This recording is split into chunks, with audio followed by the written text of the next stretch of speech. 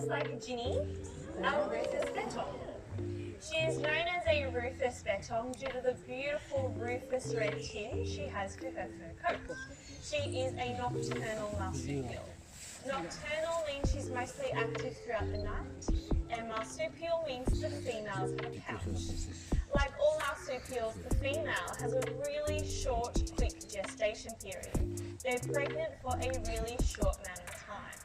For the bettongs, they're only pregnant for around 21 days. When they give birth to teeny tiny joeys, which are about the size of a grain of rice. When they're born, their eyes and their ears are closed, they're bald, they're pink, they look like a tiny little jelly bean with little nubbly legs. They have to make a really big journey to climb up inside mum's pouch, attached to a teat, and they spend about 4 to 5 months in mum's pouch, nice and safe, drinking mum's milk. Now bettongs, they don't actually climb up logs and they don't climb up trees. Ginny is specially trained to be elevated just so everyone can see her. But the main reason we don't put her on the ground is because when she is on the ground, she completely ignores me. She pretends I'm not here. And the reason for this is she loves to dig. Digging for Ginny is a natural behaviour. She has long, sharp fingernails that she uses to dig into the soil, to gather insects, and truffles to eat. Eating truffles, Ginny has really expensive taste. I can certainly say she's not getting any truffles today, but she does get a lot of mushrooms in her diet. Today, she's getting her very special banana smoothie. This is special for Ginny because it has no lactose in it. All marsupials are lactose intolerant, so cow's milk would give her a tummy ache. But for Ginny, this is extra special because it has some mashed up banana, and that's one of her favourite treats. Now, unfortunately for our rufous bettongs, they are now classified as extinct here in Victoria. We have no more of the rufous bettongs left in the wild in Victoria. Main threat to their population is habitat destruction and invasive species. Species such as foxes and cats are really good, really skilled hunters. And little Ginny here, she doesn't have a natural defence against a really skilled hunter. So as a result, they're no longer found in Victoria and in some areas of New South Wales. However, it's not all bad news for the bettongs. They're still found in Queensland, and in fact, they're a really common species in Queensland. The major Mitchell cockatoo, very pretty and cute. Now, Alinta is a really intelligent bird. He has the intelligence of a small child. But he has the attention span. So to keep his attention, we use his favourite treats. He loves sunflower seeds, he loves almonds, but his favourite is a peanut in a shell. His beak is very strong, he's very capable of crushing a peanut shell to get the treat inside. Now, Alinta being so clever, he has learned how to talk. He can mimic. He can say hello, Alinta, and he can say good boy. And he tells everyone he's a really good boy. Even when he isn't a really good boy, he's a really cheeky bird. If Alinta feels like it, he will fly into the trees, play with the leaves, and he only comes down when he decides to breathe. But we have a really special, trusting relationship together.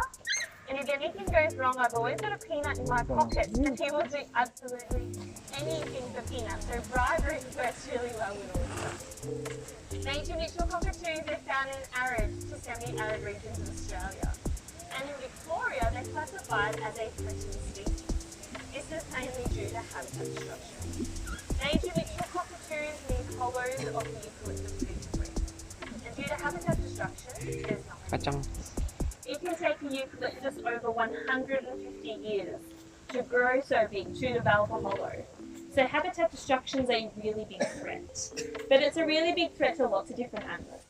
We not only have these cockatoos that need them, but lots of other species of possums, parrots and gliders that also need the hollows of the eucalyptus tree. Now, even though habitat destruction is a really big threat, there's always something we can do about it. By using recycled paper products, just like recycled toilet paper. This reduces the need to chop down trees, which really helps these guys out. It helps give them more homes to have their eggs and have their little families. He's such a little poser, good boy. Now, because Alinta's so clever, you might ask him, Alinta, do you want to show off your tricks? I want you to show off his tricks. Very good. Linton knows how to turn. Oh, he's so clever. He's so intelligent, he knows the difference between you and him. Because he has something really special you don't have. What do you have, Ali? What do you have that's really special? And being so clever, he's going to wave goodbye to everyone. Well done, buddy. Off you go. Now, in any sort of just alpine dingo, unlike a lot of people believe, dingoes are not actually dogs, but they are a type of wolf. And they have all the wolf-like features. This includes the big, beautiful bushy tail. Her ears always stand up, always erect on her head. This allows her to have a nice, keen sense of hearing. And unlike dogs, dingoes do not bark, but they do howl.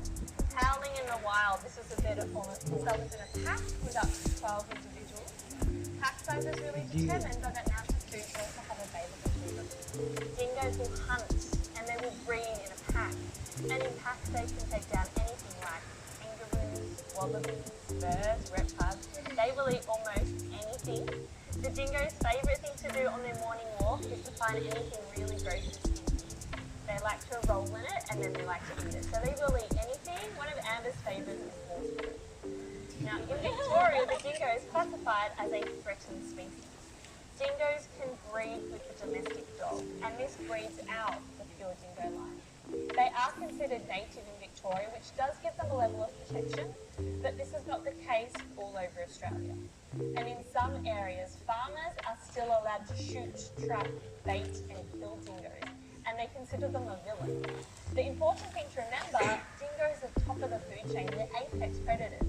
This means they help control kangaroo and wallaby populations, they help increase biodiversity in a lot of areas, and they also help reduce the amount of invasive species, such as foxes, cats and rabbits. So they're really important, especially to protect other native species. The good news in recent times has been a big attitude change towards dingoes and other wolf species found throughout the world. And they're finally being recognised in how beautiful, how amazing, and how vital they are for us. Coming out on stage every day, this is a form of enrichment. This is mental stimulation. For Amber, this is just a really big fun game, and the game needs to be fun. If either Hannah here gets into a routine, if it's challenging enough, Amber will find her own fun, and this means running around the audience and sniffing all of your shoes. So this needs to be fun and engaging. Now, her favourite behaviour to do on stage of all time is to look at you guys for some photos. So she'll do it for a short time, she'll look right down the barrel of the camera. You need to be really quick because Hannah here has the food, but more importantly, she has the peanut butter. That's Hannah's favourite food. She doesn't want to look away from it for too long.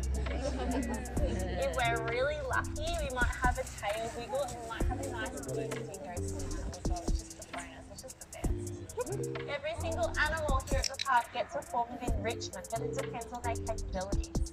Because dingoes are so intelligent, they need really complex food. An example, when we used to have a yabby in our education centre, she would literally just get a carrot on a string and she would have to work out how to get down to the carrot. So it really depends on their capabilities. Beautiful. I think we can do one more look into the audience. Can we do a nice one? And a smile. No smile, just focusing on peanut butter, which is okay. I don't think seeing owls or sight owls. Ringo is known as a sight owl, a very noisy sight owl. You can hear that sound. This is why they're called barking owls. Barking owls will fly around their territories at dawn and at dusk, barking to warn other barking owls to go away. Nice demonstration of the video. Now this is a sight owl. She has amazing eyesight, huge yellow eyes. She's about to demonstrate a really cool ability she has, and that is silent flight. She is a silent flyer. Believe it or not, she has special softings on the edges of her feathers to minimise turbulence, which helps minimise sound. So when she flies, she is almost completely silent. However, you might notice she likes to yell at us when she flies. She's just telling us, get the glove up, I'm coming in really fast. You ready, Ringo? Beautiful, good job, well done. Now, barking owls here in Victoria, the barking owl is classified as an endangered species. We have about 50 breeding pairs left in the wild in Victoria. Main threat to their populations is habitat destruction, just like the major neutral cockatoo. These birds also need hollows of water to breathe. Another big threat to bird of prey species here in Australia is secondary poisoning, putting out baits for rats and mice around the property. If ringo caught an age-baited rodent, she can die as well due to secondary poisoning. So something we can do at home to help our beautiful bird of prey species is to let them do what they do best, and this is catching all the rats and all the mice. And by using a more humane method of pest control, this not only helps out Ringo, but it helps any other bird of prey species you may have in your area, and any other carnivores as well. When Keandra's bringing her around, check out her big, powerful feet. They're very strong. She has those huge, sharp talons. These are her claws, because he has a different strategy to catch his food, maybe even a better strategy. The inside of Charlie's mouth is bright yellow. So when he opens up his mouth at night, this will attract insects just like a light would. He will attract the food right into his mouth. I've got a really tasty juicy rat here. We're going to feed Charlie nice and slow. And there is that bright yellow beak. Good boy. Nice way to attract bugs right down your throat. So he doesn't have to do a whole lot. He doesn't have to fly around and catch his food. He can literally sit there and it will come to him. We're going to take Charlie over here because he looks so handsome over here. And he's going to show everyone what he is really good at. This is his very special talent. Sitting here and doing absolutely nothing. This is what Charlie is good at. He is excellent at camouflage. He is a master of disguise. A lot of people don't even realise they have these birds in their backyard, and they walk straight underneath them. They don't even realise they are there. Charlie's reaction to a predator is not to duck around and make a fuss, but it's to sit here, be very still, and just blend into the environment. He does it very, very well. Luckily for us, the tawny frog owls are a really common species in Australia. There's lots of them, which is really good news. But this is not the case with some of the other animals we've seen here today. Ginny, our rufous bettong, the one at the very beginning, they are now extinct here in Victoria. And a huge threat to their population is invasive species. This includes animals such as foxes and cats, but this also includes pet cats as well. Cats, they are absolute master hunters, and they devastate our wildlife population. If you do have a pet cat at home, the best thing you can do for it is to always keep them indoors. This not only helps ensure your pets are going to be safe and healthy and have a nice long natural life, but it has a bonus effect as well, because it's going to help keep wildlife just like Charlie safe as well. Charlie's doing his best impersonation of a stick at the moment. He's telling me there's a big scary predator somewhere in the sky. Well done, Charlie. Now, simply by coming here to the park today, whether you realise it or not, you've already done something to help out your wildlife. By coming here today, you have helped support us, which means you've helped support our breeding programs and our conservation programs. He's telling me right now that he's not actually here. Now, in a moment, we will unlock the back gate. You're welcome to explore the rest of the park. Charlie and I are going to be sitting out the back over there. You're more than welcome to come up and ask any questions you may have. Charlie, being a superstar, he's very good at photos. He's also very good at selfies. So if you'd like a selfie with Charlie, he's an expert. He'll do his best impersonation of a tree, like he's doing right now. Hannah is unlocking the gate. Again, you're welcome to go explore the rest of the park. Thank you for coming and thank you for supporting us.